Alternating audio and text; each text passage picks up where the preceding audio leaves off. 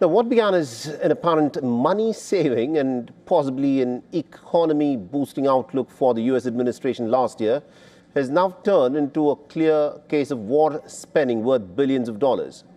Now, Donald Trump and his cabinet has no timeline on when its war with Iran will come to an end. So as each day passes, the operations, attacks, and also the damage in the Iranian retaliation keep adding up to the cost. Now, remember, it was the Americans who attacked Iran in the joint operations along with the Israelis on the 28th of February. And since then, there has been a series of strikes and counter-strikes in West Asia that have intensified, and according to reports citing the Pentagon officials, the first week of the U.S. strikes in Iran have cost Washington over $6 billion. And others say that this war is actually costing the American taxpayers as high as $2 billion every single day. But the administration's latest stance is that the U.S. military is still working to achieve its goals in Iran. Washington says that it wants to decimate the Iranian missile and military capabilities completely, but has no timeline on when this objective will be achieved. The domestic pressure and the discontent among the Americans hinges primarily on the trickle-down impact on the pockets of regular people. The ballooning cost of war has now triggered anger because the Trump administration, remember, began its tenure by setting up a money-saving agency. DOGE, which was the Department of Government Efficiency, which claims to have saved an estimated $215 billion American dollars, which is over $1,330 per American taxpayer. Now, billionaire Elon Musk was the face of DOGE. The department, in its very first few weeks, drew ire for mass layoffs, which affected thousands of interns and employees, especially under the diversity program, which the administration has now shut down. DOGE also shut down welfare programs and froze funds for critical schemes like Medicaid, SNAP, and others. The decision has impacted millions of low-income Americans, and our critics and many Americans are worried about the bearing of the brunt of this war, as its escalating cost has the potential of burning a pretty big hole in the pocket of the common Americans. Now, the angst has been further compounded by a global fuel crisis, which has stemmed from a president whose entire election campaign was based on anti-war stance, who promised to make America great again, who promised to make America more prosperous again, and who promised to keep America out of these forever foreign wars. But he appears to have done precisely the opposite of what he had promised.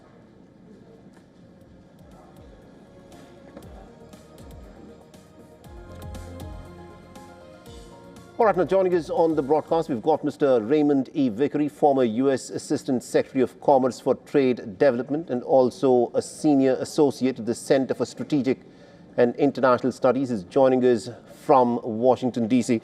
Mr. Vickery, thank you very much indeed, sir, for joining us here on WION. Now, Donald Trump, all through his campaigning, said that he wants to make America great again. He wants to keep inflation low and wanted to keep America out of these forever foreign wars.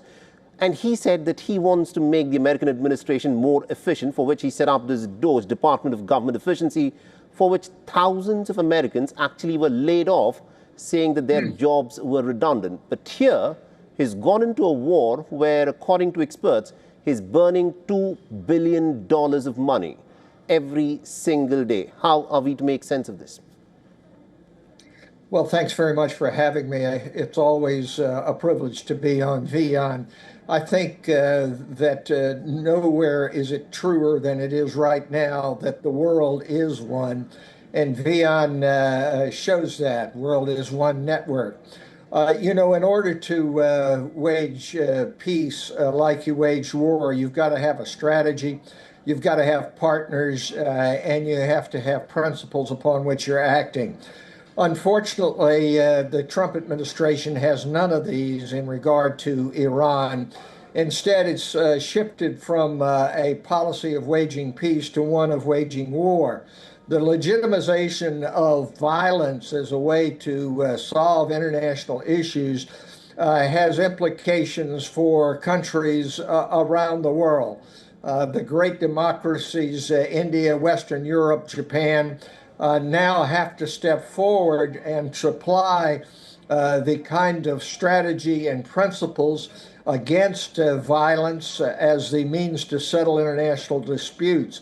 Domestically, we're in a very difficult situation. As you pointed out, President Trump ran on a platform of lowering inflation, increasing the prosperity for the common man and woman in the United States. And the exact opposite is happening. Gas has gone up more than $1 a gallon just over the past week. The inflation rate, which should have been coming down, is even up now as we speak.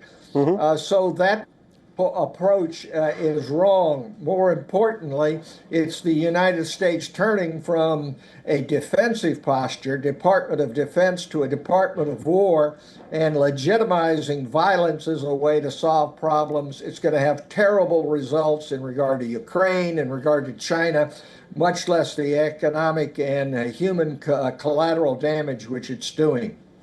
Ms. Vickery, now speaking purely looking at what would play out domestically within America, inflation is on the rise. The price of gasoline has already gone up. The markets are looking very jittery. A lot of experts say that if the Strait of Hormuz continues to remain shut as it currently is, the American economy will enter into a recession, as would the global economy. How much of economic pain do you think Donald Trump is willing to inflict on the American people so that he can continue with this war? What consequences will Donald Trump face? Well, Donald Trump is very sensitive to the markets. The Dow Jones average, the S&P, as a New York real estate developer, that's been his touchstone. So at some point, he is going to, when the markets start to tank, he's going to react in a way in which to try to release some oil, to try to ameliorate it. But the problem is that this war strikes at the very basics of international commerce, of international prosperity, and gets to the common man and woman in the United States. We've got the elections coming up in November for House and part of the Senate, and I predict it's going to be reflected there. There is no magic way for President Trump, even though he's sensitive to the markets, to recover from the economic collateral damage which is being done, and it's going to have political consequences here in the United States. The problem is one of timing. The elections aren't going to take place till November. He has at least some 3 years to go, and the damage which can be done and is being done is going to be a race against time in order to be able to rein in this policy of war instead of waging peace. All right, we'll have to leave it there. We'll have to see as to how things actually play out. Thank you, Mr. Vickery, for joining us with that perspective there. Thanks.